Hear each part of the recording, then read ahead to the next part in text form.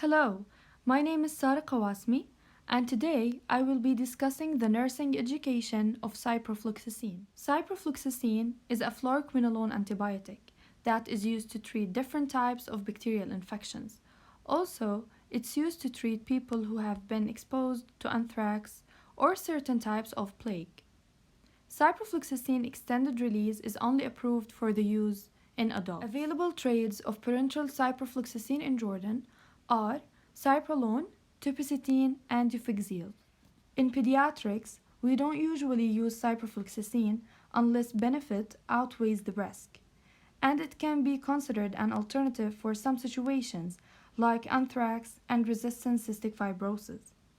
We use oral form in mild to moderate infections, and in severe infection, we use the IV form. In renal impairment, there are no dosage adjustments in the manufacturer's labeling. However, some clinicians use the following guidelines.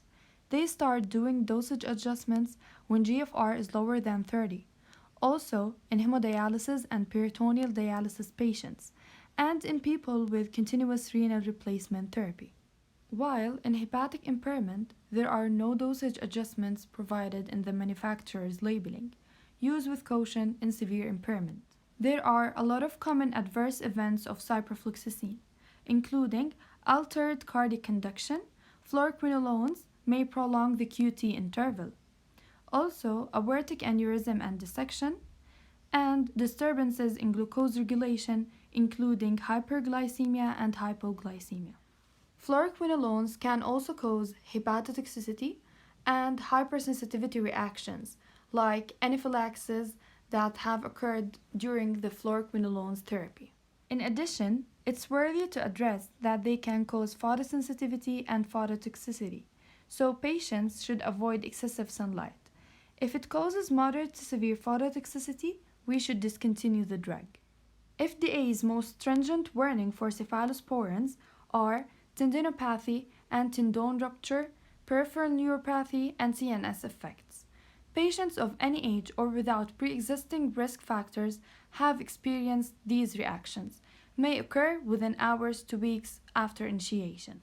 Adverse effects, including those related to joints and surrounding tissues, are increased in pediatrics, so ciprofloxacin should not be considered as a drug of choice in children.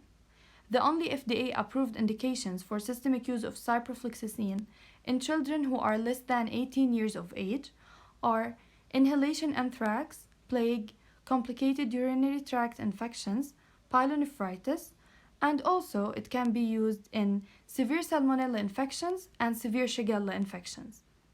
Also, fluoroquinolones have been associated with an increased risk of CNS effects, including seizures, and psychiatric reactions. And now I will be discussing the common drug-drug interactions between fluoroquinolones and some drugs.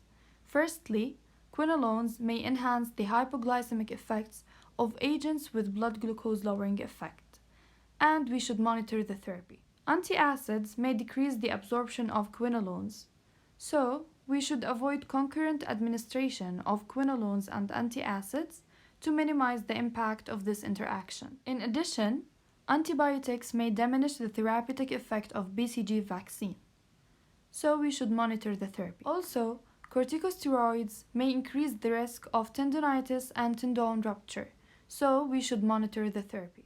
Now we will be moving to the compatibility and stability part.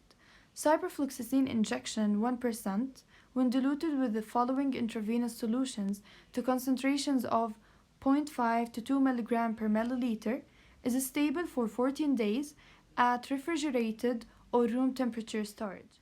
Fluoroquinolones in a flexible container should be stored in a temperature between 5 to 25 Celsius and protected from light, avoid excessive heat, and protected from freezing. When giving fluoroquinolones, we should monitor renal, hepatic, and hematopoietic function periodically. Also, we should monitor the number and type of stools per day, and we should monitor for diarrhea. When preparing fluoroquinolones for administration, this preparation must be diluted before use. The intravenous dose should be prepared by aseptically withdrawing the concentrate from the vial of Cipro IV and this should be diluted with a suitable intravenous solution to a final concentration of 1 to 2 mg per milliliter. The resulting solution should be infused over a period of 60 minutes by direct infusion or through a Y-type intravenous infusion set. If the Y-type method of administration is used, it's advisable to discontinue the administration of any other solution during the infusion of Cipro-IV if the concomitant use of Cipro-IV and another drug is necessary. Each drug should be given separately in accordance with the recommended dosage and route of administration for each drug.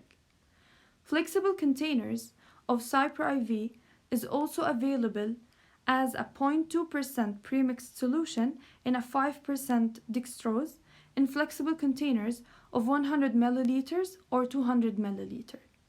The solution in flexible containers do not need to be diluted and it may be infused as described above.